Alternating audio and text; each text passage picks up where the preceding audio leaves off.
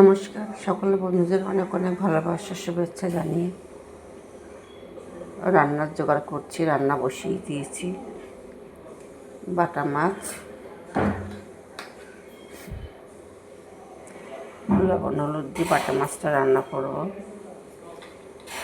এখানে বড় বড় শীতের বেগুন ভাজা করব। লবণ মিষ্টি হলুদ মাখিয়ে রেখেছি। বাটা মাছগুলো লবণ হলুদ মাখিয়ে নিচ্ছি। ডাঁটা দিয়ে আলু বড়ি দিয়ে ঝোল হবে, ধনেপাতা দিয়ে।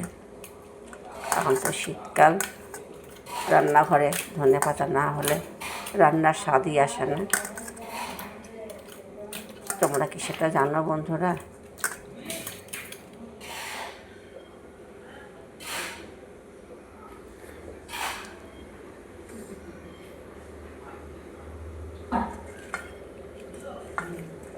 কেমন হয়েছে বাটা মাছগুলো? সুন্দর তো বন্ধুরা, দেখো।